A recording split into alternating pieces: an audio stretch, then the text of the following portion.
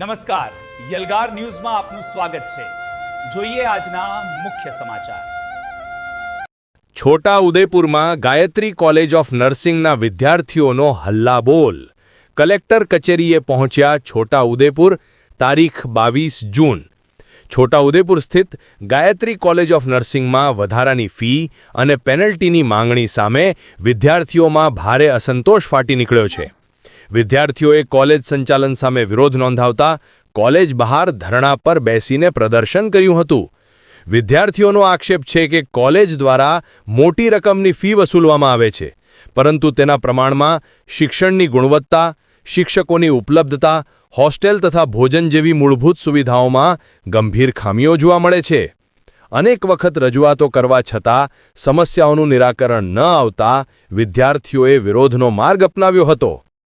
પોતાની વિવિધ માંગણીઓ અને સમસ્યાઓ અંગે રજૂઆત કરવા વિદ્યાર્થીઓ સામાજિક આગેવાનો સાથે કલેક્ટર કચેરીએ પહોંચ્યા હતા અને જવાબદાર અધિકારીઓ સમક્ષ આવેદનપત્ર રજૂ કર્યું હતું। વિદ્યાર્થીઓના હલ્લાબોલ અને વિરોધ પ્રદર્શનને પગલે પોલીસ પણ ઘટના સ્થળે પહોંચી હતી અને પરિસ્થિતિ પર નજર રાખી હતી। વિદ્યાર્થીઓએ યોગ્ય કાર્યવાહી કરીને સમસ્યાઓનો તાત્કાલિક ઉકેલ લાવવાની માંગણી કરી છે। फर्स्ट ईयर में अमे आया था ने एडमिशन लेवा तो एवं कीधुं હતું કે તમારે ખાલી 25,000 ભરવાના, इनથી एक्स्ट्रा एक पैसा नहीं भरवाना।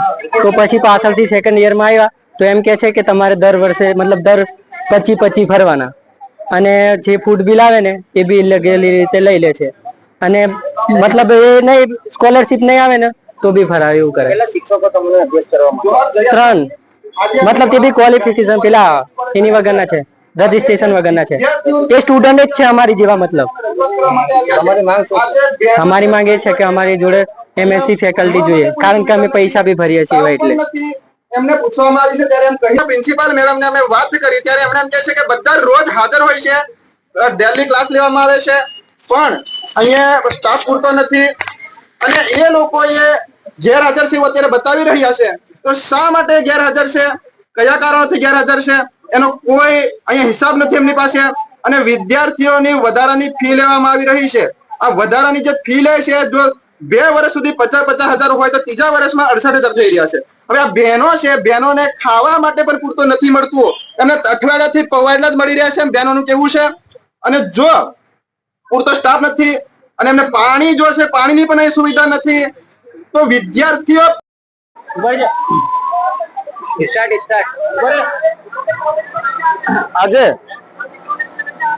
આજે મા ગાયત્રી કોલેજ નર્સિંગ કોલેજ ની અંદર છોટાઉદેપુર આવ્યા છે ત્યારે અહીંના વિદ્યાર્થીઓ માટે જે સ્ટાફ પણ પૂરતો નથી અને અહીં જે વિદ્યાર્થીઓને ખાલી ક્લાસમાં બેસાડી રહેવામાં આવે છે અને હોસ્ટેલની અંદર પણ કોઈ સુવિધા નથી અને જો વિદ્યાર્થી એક દિવસ ગેરહાજર રહે છે તો એની પાસે પેનલ્ટી લેવામાં આવે છે કે તમે કોલેજમાં કેમ નથી આવતા એમ કરીને।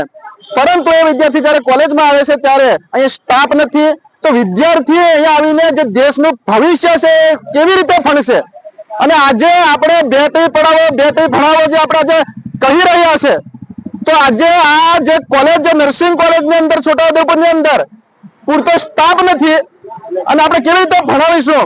અને અત્યારે એ જે કોલેજના ભૂલના કારણે કોલેજ પોતે ભૂલ કરી છે જેથી સ્કોલરશિપ આવી નથી અને સ્કોલરશિપ નથી આવી એના કારણે વિદ્યાર્થીઓએ ભણવાનો જે અટકીને બેઠું છે, એમના ડોક્યુમેન્ટ આપવામાં આવતા નથી અને એમને ફી જ્યાં સુધી તમે જમા નહીં કરાવશો, તમારી સ્કોલરશિપ જ્યાં સુધી નહીં આવશે ત્યાં સુધી તમને ડોક્યુમેન્ટ નથી મળે એવું અત્યારે મેડમ કહી રહ્યા છે અને વિદ્યાર્થીને એવી રીતે કહી રહ્યા છે। અને જે વિદ્યાર્થીઓ હોસ્ટેલમાં રહેતા નથી તેમની પાસે ફૂડ બિલના ફોર્મ એ લોકો કોલેજ વાળાએ મેનેજમેન્ટે જાતે ફરીને એમના જે 15,000 રૂપિયા પર વિદ્યાર્થી આવ્યા છે એ મેનેજમેન્ટે હોસ્ટેલમાં નથી રહેતા એવા વિદ્યાર્થીના પૈસા ખાઈ ગયા છે। તો આના માટે આખું તંત્ર જવાબદાર છે, છોટાઉદેપુર જિલ્લા શિક્ષણ અધિકારી પણ જવાબદાર છે, સમાજ કલ્યાણમાંથી જે સ્કોલરશિપ વિભાગ છે એ પણ જવાબદાર છે, કારણ કે એમની ભૂલના કારણે જો સ્કોલરશિપ નથી આવતી એની જો ભોગ બન્યા છે આ વિદ્યાર્થીઓ તો શા માટે। તો આ જે અમારી રજૂઆત હતી અને સ્ટાફ પૂરતો હોવા જોઈએ અને જે સ્ટાફ છે એ કોલેજમાં ભણાવવા માટે લાયક જ નથી, એમની પાસે લાયકાત ધરાવતા નથી। તો એ શા માટે જો આદિવાસી વિદ્યાર્થીઓને જે અન્યાય થઈ રહ્યો છે તો એ અમે રજૂઆત કરવા માટે આજે અહીંયા આવ્યા છે અમે અને બધા વિદ્યાર્થીની રજૂઆત છે કે દરેક વિદ્યાર્થીને કેવું છે કે અમને જબરજસ્તી જો અમે કંઈ પણ બોલીશું કોલેજ સામે તો અમને નપાસ કરવાની ધમકી આપે છે, અમને કોલેજમાંથી કાઢી મૂકવાની ધમકી આપે છે. તો શા માટે ધમકી આપી રહ્યા છે? જો સ્ટાફ વિશે બોલીશું તો પણ અમને ધમકી મળી રહી છે. જો વિદ્યાર્થી ભણવા માટે આવે છે અને એમને જો સ્ટાફ જો નપાસ કરવાની જો ધમકી આપતા હોય, તમે જો ફી નહીં ભરશો તો તમને નપાસ કરીશું, તમને ડોક્યુમેન્ટ નહીં મળશે, આ જો ધમકી આપતા હોય, અત્યારે ખરેખર ડોક્યુમેન્ટ જમે લીધા છે લોકો તો આપી દેવું પડશે. અને વિદ્યાર્થીના નામ પર જે ફૂડ બિલના પૈસા ખાધા છે અને જે ફી પાવતી સિવાયની જેટલી પણ ફી લેવામાં આવી છે એ ફી પરત કરવું પડશે. અને જે સેવા સદનની અંદર જે ફૂડ બિલના જે પૈસા વધારે લીખાઈ ગયા છે આ લોકો એ જમે કરાવવા પડશે. અને અમારે આશા રાખીએ છીએ કે છોટાઉદેપુર જિલ્લાનું તંત્ર આના માટે જાગી જાય, નહીં તો અમારે ઓફિસ સુધી નહીં આવવું પડે. અને અમારા વિદ્યાર્થીને જે અન્યાય થઈ રહ્યો છે એ ના થાય. અને આજથી કાલથી આ સ્ટાફ અહીંયા પૂરેપૂરો સ્ટાફ હોવો જોઈએ. અત્યાર સુધીના ખાલી વિદ્યાર્થીઓ અહીં બેઠા છે, સ્ટાફ નથી. મારું ડોક્ટર ગબ્બર રાઠવા. મા ગાયત્રી કોલેજ ઓફ નર્સિંગમાં 2023 થી લઈને 2025 સુધી મેં એનું સંચાલન કરેલું છે. મારી પર જે આક્ષેપ લાગ્યા છે કે ભાઈ તેજલભાઈએ ડિપોઝિટ ને આ બધી લીધેલી, તો અમે બંને એઝ અ પાર્ટનર કામ કરતા હતા. તો અમે જે પણ કેશમાં જે આવતું હતું, જે ઉપરને જે બી વહીવટી ખર્ચ જે અમે નક્કી ગવર્મેન્ટમાંથી લોકોએ કરાવેલો નક્કી, એ મેં કલેક્ટ કરેલો છે. એનો હિસાબ એમની પાસે આપેલો છે ઓલરેડી. અને એ હિસાબ પ્રમાણે મારી પાસે જે કલેક્શન આવેલું છે ખાલી 20% આવેલું છે, બાકીનું 80% કલેક્શન એમની પાસે આવેલું છે. બરાબર. હાલમાં જે અમારા બે મેનેજમેન્ટના લીધે, એ અમારો ઇન્ટરનલી મેનેજમેન્ટનો પ્રોબ્લેમ છે, બે પાર્ટનર્સનો પ્રોબ્લેમ છે, પણ એના લીધે વિદ્યાર્થીઓ હેરાન ના થવા જોઈએ. હવે આ જે પણ ઘટના ઘટી છે 1 વર્ષની અંદર આ લોકો શું કર્યું છે મને ખ્યાલ નથી, કારણ કે 1 વર્ષથી હું આ વહીવટ જોતો નથી. અને હાલમાં તો છેલ્લા 10 દિવસથી મને કેમ્પસમાં પણ મનાઈ કરેલી છે કે તમારે હવે કેમ્પસમાં આવવાનું નથી. એટલે આ જે છે હકીકત આ છે. છોકરાની સ્કોલરશિપ 1 વર્ષથી કેમ અટકી છે એનું કારણ પણ મને એ તપાસનો વિષય છે. તપાસ કરવા આગળ જે બી થતી એ કાર્યવાહી કરવા માટે હું સપોર્ટ કરવા તૈયાર છું. મારું નામ તેજલસિંહ રાઠવા છે. અહીંયા ફર્સ્ટ યર ની ફી 50,000 હોય તો 3 વર્ષની ફી 50 જ રહેવા જોઈએ. પણ અમારી જોડે કોણ ફર્સ્ટ યર ની 50, સેકન્ડ યર ની બી 50 લીધી ને હવે થર્ડ યર માં આવું કે છે કે તમારી ફી 68,000 રહેશે. તો જેટલા ઉપર ના આવે ને એ બી એ લોકો લઈ લે છે. હા. અને જમવાનું બી બરાબર નહીં હોતું. દરરોજ ખીચડી ને દાળ ભાત જ હોય છે, સવારે પૌવા જ હોય છે. હમણાં અઠવાડિયાથી પૌવા જ આપે છે. પાણીની બી સુવિધા નહીં, પાણી બી સાફ નહીં કરાવતા. અમારી માંગ એવી છે કે અહીંયા અમારી જોડે પૈસા લે છે તો ફેસિલિટી બી બધી પ્રોપર આપવાની.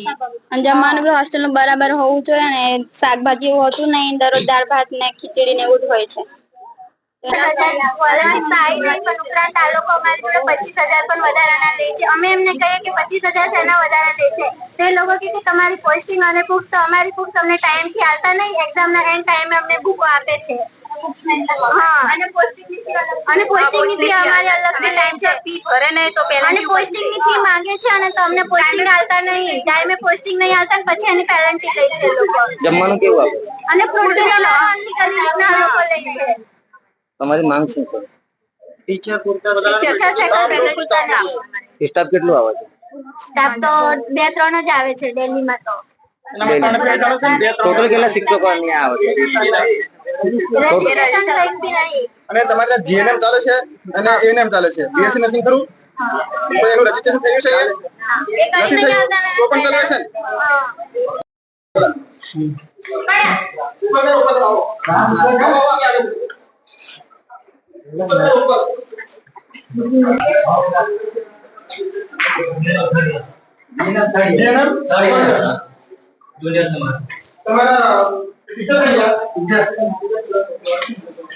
તમારા ટીચર કઈ ગયા? બહાર ગયા. એટલે ક્યારે? હમણાં લેક્ચર તમારે ચાલે છે કે ડેલી ચાલે?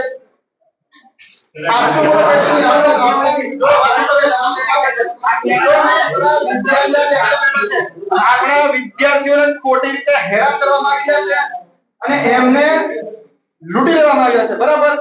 અને જે થઈ રહ્યું છે અહીં પૂરતો સ્ટાફ નથી, આપણે જોઈએ છે. આ જો વિદ્યાર્થીને અત્યારે વધારાની ફી લે છે, પેનલ્ટી લે છે, પણ તેની સુવિધા મળે છે તમને? તો સુવિધા નથી મળતી તો આપણે રજૂઆત કેમ નથી કરતા તમે અત્યાર સુધી? જો આજે આપણે નહીં બોલીએ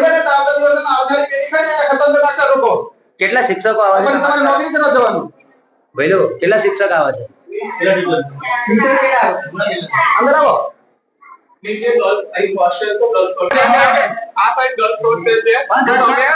ધ્યાન કરો પછી જે આયોજન છે મારું પરમિશન લો તમે મેં જાણ કરજો. પરમિશન લો પછી તમને આગળ જાણ કરો મેડમને જ્યારે મેડમ જ ક્લાસમાં નથી તો મેડમ ક્યારે રીતે પરમિશન લેશે મેડમને જાણ કરવા આવ્યો છું ને આ લોકો તરત અંદર બધા આવી ગયા તો મારે એવું કેવું છે કે મેડમને જાણ કરવા દો 5 મિનિટ વેઇટ કરો એ જ મારે કેવું છે તમે કોણ છો કોલેજમાં પૂછો મેનેજ કરું છું મેનેજમેન્ટ તારે કરવાનું ને એમને તમારે બોલાવવું પડશે ને મેનેજમેન્ટ તમે કરો એમને તો બોલાવવું પડશે પણ મેં તમને કીધું જ્યારે અહીંયા કોઈ અધિકારી જ નથી હાજર તો આ છોકરા જે ભણવા છે ને આદિવાસી છે ખબર તમને બે આદિવાસી જ છું તો પછી આ